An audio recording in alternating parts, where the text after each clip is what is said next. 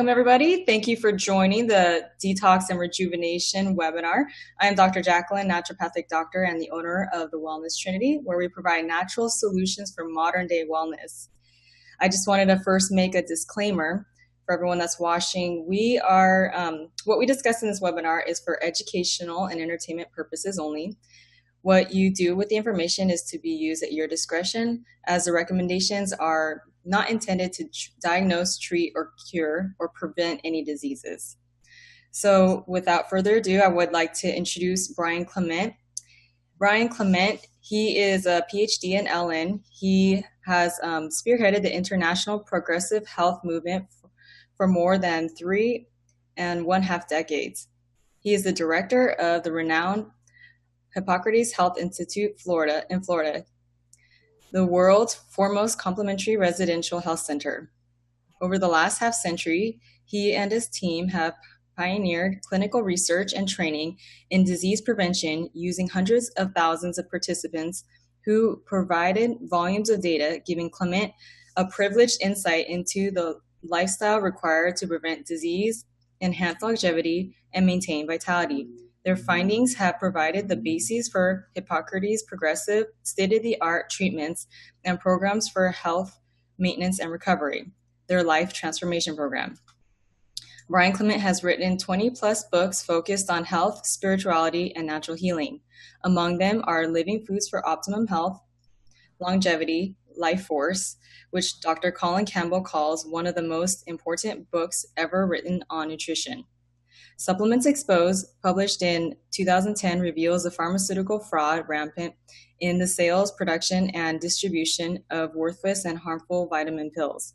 Additionally, the volume of Brian Clement's third volume series, Food is Medicine, was published in 2012, along with his 7 keys to lifelong sexual vitality.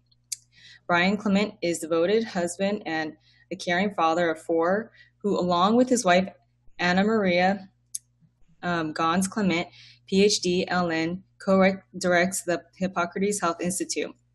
In addition to his research studies, Clement conducts conferences worldwide on attaining health and creating longevity, giving humanity a roadmap for redirecting, enriching, and extending their lives. A licensed nutritionist, Brian Clement is a graduate of the University of Science, Arts, and Technology, where he has earned his PhD. Wow, that was a mouthful. So thank you again, Brian Clement, Dr. Brian Clement, for being on this webinar today. We are all honored to have you here, and we are going to be recording this and also being able to put on our social media so more people can also see what's going on in the natural health world and how you've really got to the root of helping so many people find their healing. It's just, it's such an honor to have you here today. Well, it's nice to be with you. So before I start asking you some questions, I just kind of wanted to debrief on what I learned personally in the program. And then, we'll go from there. I'll ask you some questions, and then we'll see if anyone has questions on the webinar today. So let's see. Well, first of all, I went to Hippocrates, if people weren't listening to us before, in 2011, and I got a lot of education. I left and I didn't know, I left a vegan. I was mostly there and I left a vegan, and I was, didn't really know how to get back into the world right away, but step by step, I started making changes and, was able to, now today I'm drinking E3 Live and, just growing my wheatgrass, and everyone that knows me as a naturopathic doctor knows about green juices and enemas. So anyone that is watching this today, you can thank Dr. Brian Clement for all the enemas that you guys are doing and the green juice that you were drinking and wheatgrass you're putting up your butt. So the other thing is Paul decided, he's my fiance, and also he's the business owner of the Wellness Trinity too. He went in 2010, and when we met, we had this mutual Hippocrates education in common, and which was great because it really helped build this business that we're doing. So what we learned at Hippocrates, the biggest thing was about having most of your diet sprouts and a good portion of it wheatgrass, lots of green juices, all raw and vegan. We learned a lot of different natural therapies, including the enemas and implants, like I mentioned. No caffeine, chocolate, meat, dairy, low or little fruit. Once you have nothing like candida. No fish or fish oils. Living for a purpose and healing your mind, body, and spirit. As you know, we have to look at our body as a whole. So, there's so many questions that we can ask and dissect with all that. And I'm sure with my long list of questions here, we're only probably going to tackle a few, and feel free to expand as much as you want on any of the topics we talk about, because I know they're all very important. But one of the first things that Paul and I wanted to ask you and address to the audience is, what is the best water to drink? Well, that's pretty simple to know. Back when I was writing my book, Killer Fish, I had the opportunity to speak to 3 of the world's 7 top oceanographic scientists and marine biologists. And they all told me the same sad news, that every drop of water that we drink on Earth now is at some level contaminated with not only the obvious heavy metals and other chemicals, but also plastics and pharmaceutical drugs. So in the North Pole and South Pole, there's pharmaceutical drugs, heavy metals, and plastics in the drinking water. Now that's because of rain. They're nanoparticles. Now, for the average person listening to us today, the only accessible and affordable unit that takes those out in great part is distillation. So distillation is the way that we want people to go. Spring water, well water, reverse osmosis water, do not take this out. And so it's pretty simple choice. And you can buy a distiller for a reasonable amount. I've had mine for 47 years. It never broke. Use it every single day. And this way you're taking care of something even more important than the food you ingest. Remember, 70% of your body is water. Every one of us should be drinking at least half our body weight in ounces every single day. And if you're putting impurities in, I don't care if you're a vegan, I don't care if you're eating organic food, I don't care if you're exercising, have a great life, and have a great mind. The fact of the matter is, you can die if you drink contaminated water. Mm-hmm. Yeah. Yeah, and I do biofrequency scans, and I see water contaminants in everybody. And as much as I've been working on their diet and supplements and all the other kind of stuff, that's been a huge question of mine. And we've been getting ozonated water. How do you feel about that? Well, ozone takes out the bad things like bacteria, microbes, etc. But you have to purify the water before you ozonate the water. So the truth of the matter is, taking tap water and ozonating it doesn't do a darn thing to it, except take out the bad biology. Okay, so you distill it and then you ozonate it. Absolutely. And I'm for ozonated water. Although you get minuscule amounts of oxygen, you do receive some oxygen from that. Yeah. And it didn't, we were learning, I don't know if it was from you. Paul's been watching a lot of your documentaries lately as we've been preparing for this webinar, but isn't most of the oxygen that we get from water? Yes. As a matter of fact, water is hydrogen and oxygen, H2O. And so you actually receive more oxygen from drinking water. This is why water consumption is powerfully important than you do breathing. And so anyone who's ever been dehydrated, I've never felt worse in my life when I was dehydrated. What's happening is when the oxygen's cut off to the brain, you actually start to become lethargic and can die from it. It's oxygen deprivation you're dying from. Okay, so as long as it's distilled, you should be able to get enough water. Because I found that there are certain waters that, like, I'll get purified water from the water store, and I still feel like I'm thirsty. Yeah, well, the reality is, we'll go back and expound on this. Back during the 19th century, there was a naturalist from Austria who basically started to realize in nature, whenever you looked at water, be it rivers or streams or brooks or waterfalls, the water comes down and moves in a vortex. Large circle at the top, small circle at the bottom. What that's literally doing in nature is organizing the structure of the water. Mm-hmm. Now, I don't want to confuse the listeners, but what water really is not just hydrogen and then the next molecule, oxygen. It's hydrogen, hydrogen, oxygen. When you look at the chains, how it absorbs better, how your body hydrates easier. You have a hydrogen, hydrogen, oxygen, so you can take the distilled water. You don't need a fancy alkalizing unit. You basically put it in a bottle, get a gallon jar that somebody's throwing out, clean it, and spin it for about 10 to 15 seconds. And what you're really doing is organizing the structure of the water, making it more hydratable at that point. So like I have a jar with glass right now. So if that's right. So take it, let's do it right now. People are watching us. Take hand on the bottom and the hand on the top. Go ahead and do it for everyone now. So like, no, the opposite. So you can't turn it. So the water's filled. You can't do it. But if you had it enclosed, excuse me. If you had it enclosed and you put your hands like this, you would spin it like this. And okay. So if it was sitting on the table, I would go like this? No. You actually take the whole jar in your hand, turn it horizontal. Closed. If it was closed. So turn it horizontal if it's closed, and just spin it for about 10 seconds. Okay. We always joke and say, put salsa music on and have fun. Dancing with your water. And so when you dance with your water, you get more hydrated. Much more hydrated. And that's wonderful. Hydration is pretty important. I mean, as you know, when we deal with people like you who are healthy and sensible, who come here to maintain youth and health, and people who are really sick that are dying. And one of the things our medical team keeps an eye on here constantly is the hydration part of it, because if you dehydrate it, you can to your knees quicker than anything else. Yeah. And you know what I found with doing hair mineral analysis tests, that like people will be excreting a lot of their potassium when their adrenals are really stressed.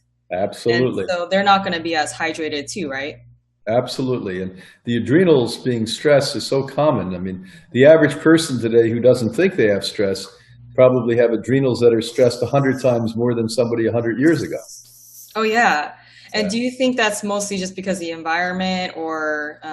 Well, you know, we exposed ourselves to rare things and new things that we never did before. I mean, your generation, as an example, completely grew up with a cell phone. You wouldn't know how to function without a cell phone. That's an abnormal process. If you go back to my great-grandfather's generation, they didn't have automobiles. My Tesla today, and I'll drive 80 miles an hour home. If I put a man from 1850 into the car and did that, most likely he, or if I had a woman in there, would die of a heart attack. We get on planes and we fly 600-700 miles an hour. We don't think of these. We take these things for granted. So watching television, the list goes on. Yeah. And so we are all in modern culture and society exposing the human body to something that has never, ever been exposed to, in some cases until the last 10 years, and in some cases the last 70 years. And because of that, we haven't evolved, we haven't adapted and evolved to a point where this is without stress. So this is why the adrenal glands are pumping, cortisol out like it's never seen before. We're in fight and flight from the reptilian brain all the time. Mm-hmm. Yeah. And actually that brings me up to my next point. We've been, unfortunately, we moved next to some power lines and some cell phone towers, and that was definitely not something I wanted at all. This is a very short-term solution, but it's made me more aware of like, okay, what can people do to protect themselves against EMFs? Like I have this black tourmaline I carry around with me. I have a few pieces in my pocket, but those things that you can wear. But I mean, what's really good? I don't know for sure. So the listeners do not realize, because we've been seduced into thinking that somebody higher than us is protecting us. They're not. During the Clinton administration, they did a landmark study to see whether or not cell phones gave brain cancer. They fudged the study, said no, and then later it was exposed that they actually discovered it did create brain cancer. And so high tension wires, there was a study done here in Boca Raton, Florida, not far from Hippocrates, where they put a middle school, young teens or preteens into the school, and the ADD rates went up 5 times, and absenteeism went up, 4 times. And they finally did a study and realized it was the high tension wires, and the cancer rate doubled in that school. And they won that, and they finally moved the high tension wires. So these are things that we have to be concerned about. About 5 years ago, when I was speaking in Germany, a doctor came to visit with me and had read everything I'd ever written, and basically said, I concur with you, and I think you'd understand what I'm doing. I'm working with Russians, and we figured out the most effective way to protect yourself from electromagnetic fields. But he's a typical scientist, so we asked him to make a device that people could wear, but he couldn't quite get that together. He's brilliant at science, but not really at marketing. And so Anna Maria, who you know, worked with him for 2.5 years, and now this year, January of this year, we came out with the strongest device on the planet called High Pulse, HHI meaning Hippocrates Health Institute Pulse. And it works at a 360-degree angle. And what it really is they took fabric, fiber, and they weaved it together geometrically so that it actually attracts electromagnetic frequencies, renegade electromagnetic frequencies. And then they ground up in a particulate fashion quartz crystal, and they smothered this cloth with it. And so this pulse, I'm wearing one right now, you won't be able to see it, but this should be worn and affixed to every one of us around the solar plexus 24 hours a day, 7 days a week. I have an electric car. I mean, there's so many things that we're being exposed to. You and I sit in front of a computer right now. We're being exposed to that. Of course, all of our computers here are protected at Hippocrates, but does that mean everyone's are? So what do you do to protect your computer?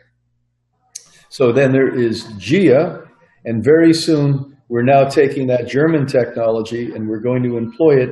Hippocrates will have a super level protector for computers, for even electric cars, for routers in your home. So even when the router's not off at night, which it should be, we're going to put it on there when you're using the computer and have to have the router on. Okay. Yeah, so that's interesting. Yeah, Paul and I were both thinking about that because we've thought about going to Hippocrates again at some point, and he is on the computer for his work during the day. And he's like, well, they have Wi-Fi now. I wonder what they do to protect themselves, because obviously we know one of the new technologies we've been using here for a while now is called QRS out of Germany. And what we did is we disassembled one of the machines and we affixed it to the top of Wigmore Hall. And literally the entire Institute's campus of 55, 60 acres have this healing pulsation going out with scalar waves 24 hours a day, 7 days a week. So we very much took care of it here.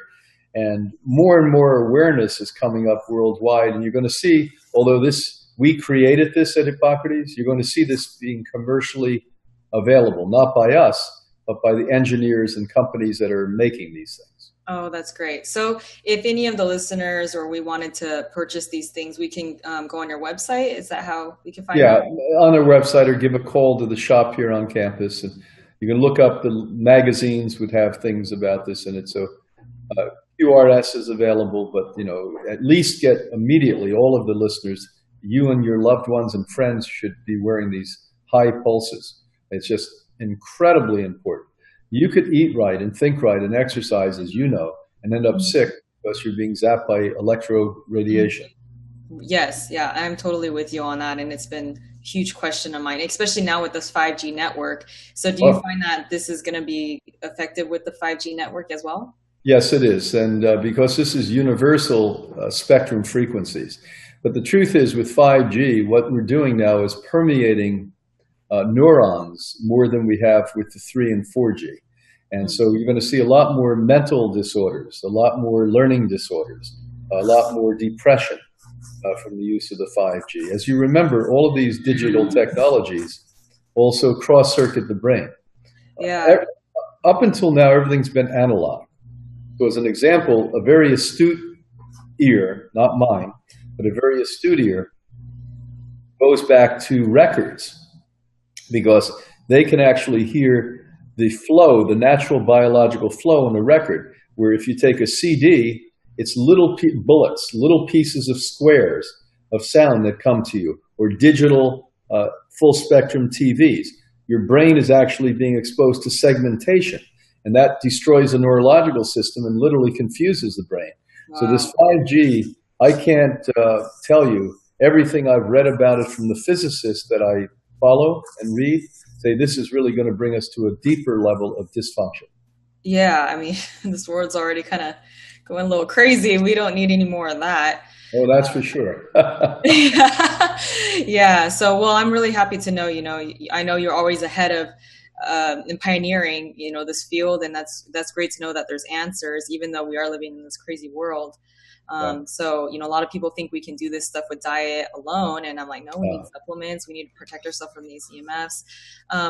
My next question is so I understand what you're doing is you're protecting the body from the EMFs that are coming in. So what about if someone's already has that, dirty radiation in their body? How do you detox them from that?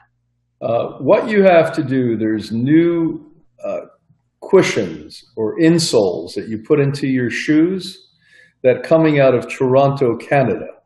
I'm so bad, I know the science, but I forget the product names.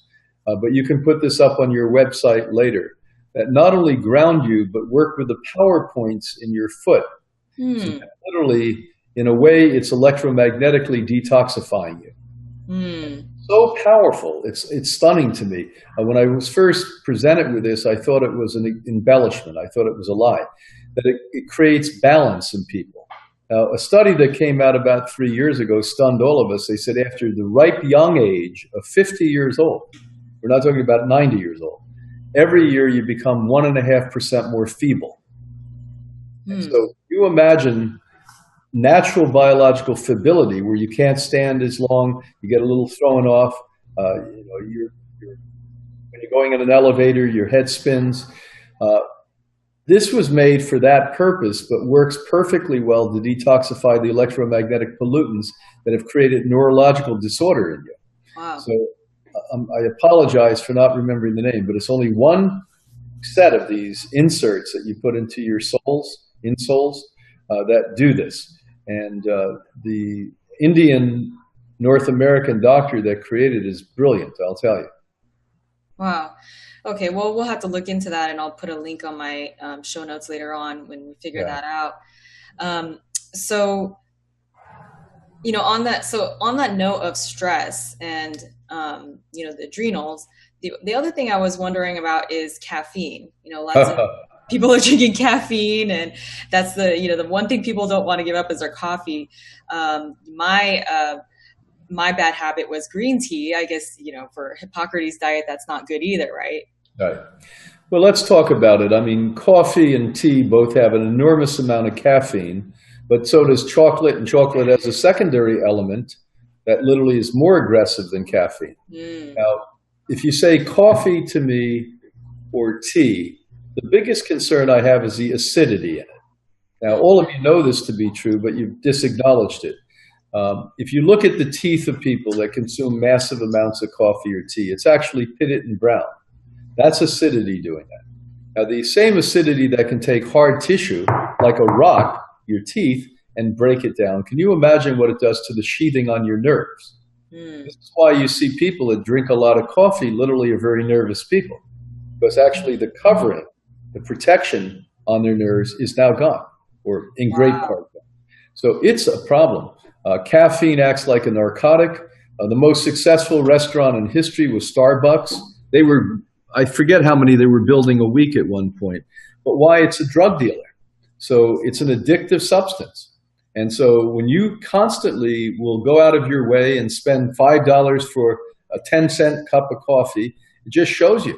I mean, coffee and sugar, it's really ironic that people put sugar in their coffee, are the two most addictive substances known to man, by the way. Yeah.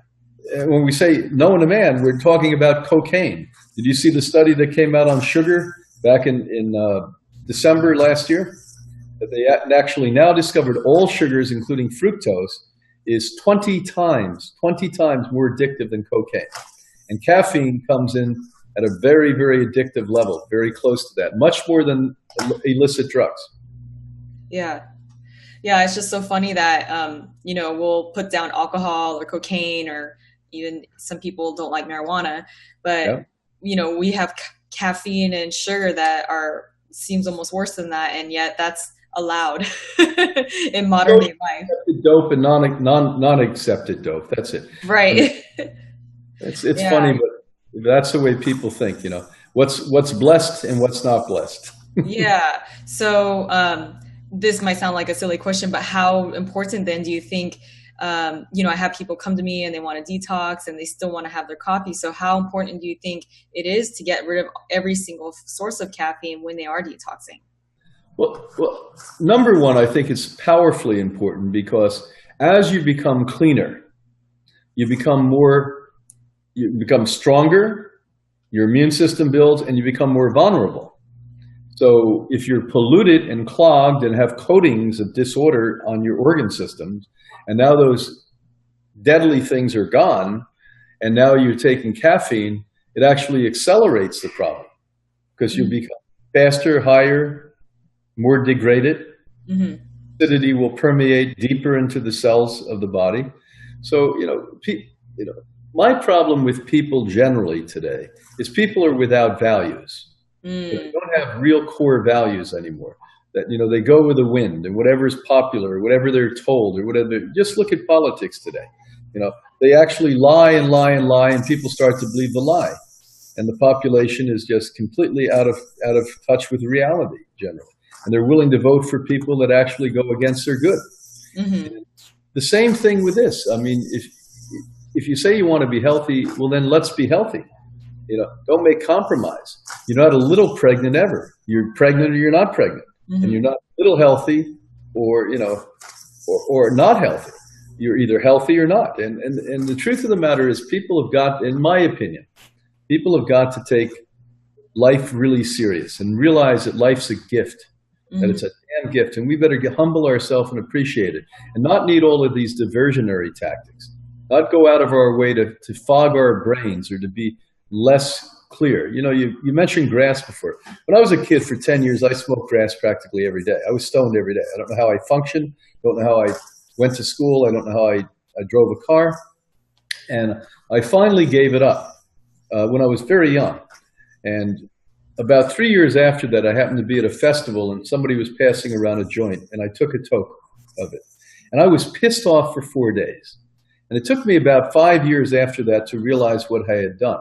I was feeling so low about myself, feeling so bad about who I was when I was a young man, that when I liberated myself from getting high, I felt better. Once I felt good about myself, it Right. pissed me off. It pissed me off to divert my attention from that. And Yeah. it's really interesting. And caffeine is no different than that. Just it's an Uh, illicit substance. I mean, just because it's legal. Just like people say drugs and alcohol. Shit, alcohol is the worst drug ever created on the planet Earth. There's no drug worse. I mean, I never worry when I'm driving on the road about cocaine addicts or heroin addicts killing me in the car. It's an alcoholic that I'm worried about. I right. don't know many families that break up because their father's on heroin or cocaine. It's because their father was a drunk. You know, Mhm. socially accepted nonsense is what it is. Yeah. And I never had a problem with alcohol or anything like that, but the green tea, because I had adrenal Yeah, fatigue. that's an addictive And substance. once I actually was like, okay, I got to put a stop to this, then that's when I realized personally um, what my body really needed. And Yeah. I think that that goes to for any type of drug. Once you can actually get rid of all, the drug that you're using, then it opens up that door for you to realize That's a maybe I need wonderful thing to tyrosine or something. You're right. It's a wonderful thing to share. When you're on what we call the dope train, whatever that dope is, whatever the substance, overeating, sugar, whatever it may be, you're basically desensitized. You're not conscious. Hmm. Your thoughts, your attitude is being governed by stimulus or depressant. It's not being governed by spiritual understanding. And so you become enlightened. That's why every religion and spiritual belief in the world talks about clean diets. Hmm. Reason for that. It's not just haphazard that happened. Yeah, no, I totally believe it too. I'm a Christian, and I don't necessarily believe like your food is going to make you. like, more loved by God, but I do feel like when your brain is clear, you just feel better and you can, think better and, you just Well, are happier.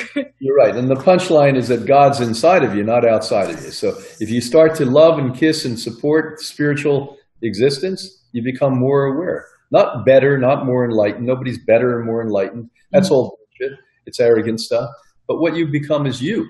The struggle we have as human beings today is just to be human. Mm-hmm. It's not to be superhuman. It's just, if we could just be human, because human is perfect. Human is loving. Human is good. Human is contributory. Human is kind. We've so broken down our image of who we are. We think we're bad people, and we're not that. If you were to all be put in a position, all of us listening today, to say that what's the one thing that we all want? If you were candid and honest, you want love. You want to be loved, and you want love. That's what all of us desire. Yeah. Yeah. And on that note of spirituality and, I also, the other thing that comes up is emotional healing and also spiritual healing. So how much of that do you believe is important in people's journey and their health and detox? Well, here, that's the number one detox. Everyone that comes to Hippocrates through the Life Transformation Program sees psychotherapists. It's the most important thing we do here. Because until you get rid of what we call your mental fog, your mental trash, your self-loathing, you will not eat right. You will not exercise. You won't find healthy relationships. You'll have a job you hate. You get in a marriage you should break up in. Mm-hmm. And so you're a self-saboteur.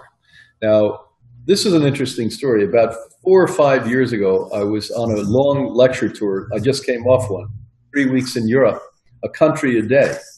And as the plane was landing here in West Palm Beach, I had this revelation. I was so exhausted, my brain sort of opened up. And I realized that the emotions of a person is actually a representation of your spiritual depth or lack of spiritual depth. So I wrote a book. It's called Emo Spirit. And people are really interested in this. I'm not trying to sell a book. I'm telling you, this I really think pinned it, got it right. And I put the word emotion and spirit together because I actually believe that who we are as individuals, what our contribution is, how we live our lives, what we choose to do, who we choose to be with, who we choose to love, how we choose to work, is actually spiritual. It's not an emotional process or a physical process. It's actually our living out our spiritual understanding. And so when we start to see, as you've pointed out a minute ago, your emotional state improving and becoming more stable and not needing a substance to hide from you, it's actually a process of a spiritual evolution. And I believe that we are really spiritual people. We're not physical people. We're not emotional people. And, Emo Spirit, I really loved writing that book. It's sort of a stream of consciousness came to me and put it together. Yeah. Yeah, that was a great explanation of that. I do live and dry blood cell analysis, thanks for Hippocrates inspiration. I'll see that the pattern in the dry blood with their emotions and different things that have happened. Can you explain to listeners how this actually, your emotions get imprinted in the cells? This is, matter of fact, I was telling the story here in class today. Anna Maria was one of the leaders in dark field analysis, as you know, and she was training a lot of the doctors for decades. And we moved on to different technologies now. But one of the tricks that we had is 80% of our guests return here. And some of them we get to know intimately. We know them better than we do family members. They're here every 6 months, every year. And those people, when they would come into Anna's office and we were doing the microscopic investigation, we would actually see their cells flowing. And Anna Marie would call me. And I knew that a minute later I would come from, my office used to be next to hers when you were here. And I would come from my office to her and get into the room and scream at the top of my lungs. And the guest would look at me like I had gone kooky. And we did to do a little bit of an experiment. And what was really, really interesting is in 100% of the cases, we did this about 138 times, 139, times. And in 100% of the cases, free-flowing cells that were moving in the way that, without rouleau, without what it should be, clumped together and went into the corner like they were finding a way to hide from a monster. Wow. Simultaneously. 60 seconds, 30 seconds to 60 seconds. The emotional state was actually represented in the cellular pattern. Wow. And, Anna was about ready to write a book years ago on the emotional findings she found, which was more interesting to her on dark field than anything else. Yeah. You're right. You must be astute. You're getting it. You're picking it up. You should have a talk with her about it. I watched it. She was the expert in it. Yeah, I would love to talk to her about that. I think it's, we're the Wellness Trinity for a reason. We see we're mind, body, and spirit, and we have emotions. We have all these parts, and we can't neglect one if we really want to get to the root of people's health challenges. And you've got to feed your spirit, and feeding your spirit is emotional strength as well as biological strength. And, most of you listening were Jews or Christians growing up. It says it on page 1 to live this way. Mm-hmm. It tells you to do this. There's a reason for that. I know when I started to fast years ago, then I finally realized the only time I'd ever heard about fasting is in spiritual writings. And there's a reason for that. It's to liberate yourself, to go to a higher place, not external, but internal. So, we only have a few more minutes, and I know you have to run. All this stuff is so fascinating, and just so many questions that I've just been dying to pick your brain at. I guess we might as well talk a little bit about the diet. People are always going to be curious about that. The raw vegan and why there's no fruit. And I'll let you. Why don't you pick out a few things? What do you think our listeners should know about? That's very, very key and important to know.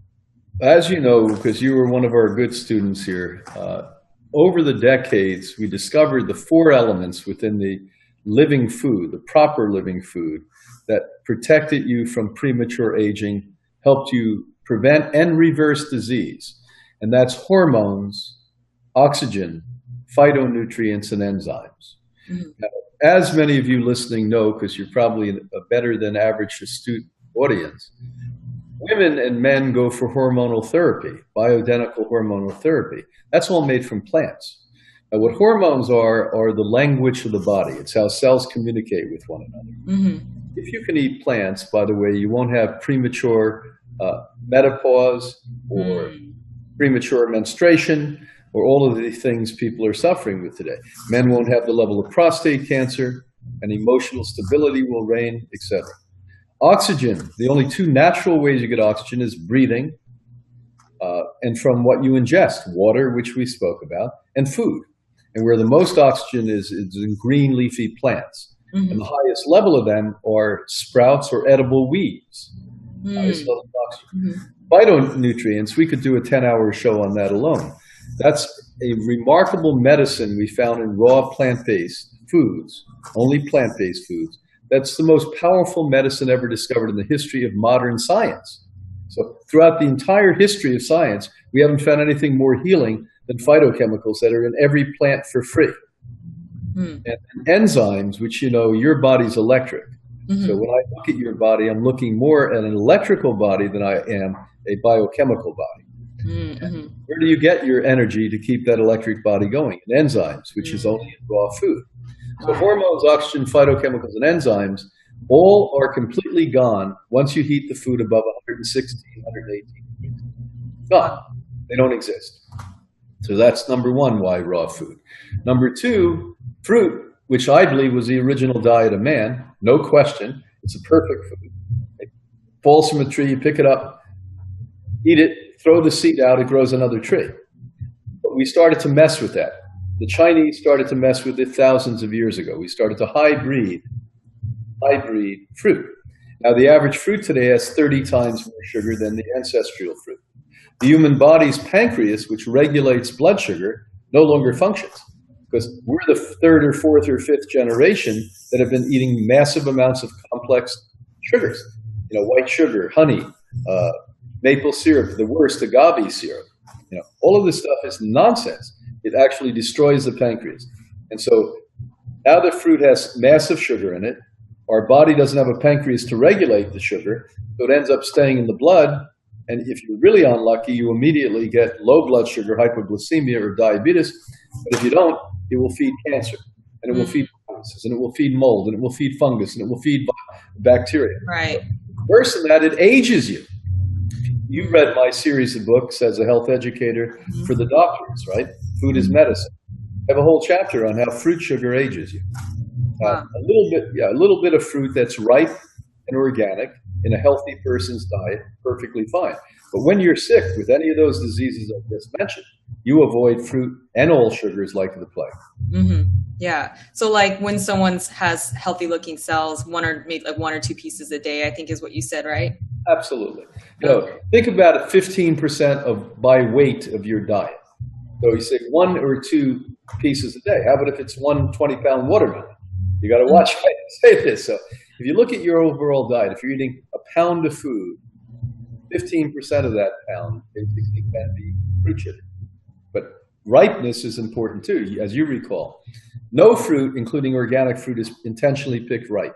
They cannot pick ripe fruit and ship it and bring it to the store. It would rot. So they pick it a month, 2 months, 3, 4, 5 months early. And it literally rapes the body. It comes in and sucks nutrition out of the cells, out of the bones, out of the teeth. And this is another problem beyond the sugar content. Now, I don't want to make fruit sound like it's evil, but the truth of the matter is we've made it evil because we've messed with it. Yeah. So, man, I have so many more other questions for you, but our time is up here. So how can our listeners get a hold of your institute or information, that your books, anything that you have to offer? Because there's so much that you offer to the world. Well, number one, we have a magazine that comes out quarterly, and you can sign up that for free. You can get on the internet. Most of the people, obviously everyone listening to us now is internet savvy. So get on the Hippocrates website, and there you can find out all the books and offerings and what we do and upcoming programs and where I'm traveling in the world to speak. Before you got on with me, we were talking, I'm going to be in California now from the 10th until the 18th, I think, and I just got back from 5 countries in Europe, and then I'll be in Israel, and I'll be in Turkey and countries like that in June. So all of that can come to you from HippocratesInstitute.org. We're a nonprofit, as you know. So HippocRates Institute, INSTITUTE.org. And then it will come up, and you can actually see ever since 1980, all of the magazines that we've printed too, with wonderful stories about people who reverse cancers and multiple sclerosis and HIV and easy things like diabetes, which isn't a disease, and heart disease. And you may want to read those stories. There's hundreds and hundreds of those. Yeah, definitely. I had one from my experience too, back in 2011. So anyway, well, thank you so much, Dr. Brian Clement. And, I hope maybe we can talk more and get more into some of the other details. But I really do appreciate your time, and that, it's such a wealth of knowledge, and I'm sure really encourage the audience and, the future audience that's going to listen to this, and, when we put it up on YouTube and other social media platforms. So thank you again. Thanks for having me, and keep up your good work. Okay. Everyone be well out there in the world. Be optimistic. Everything's going to be okay. Okay. Thank you. Bye.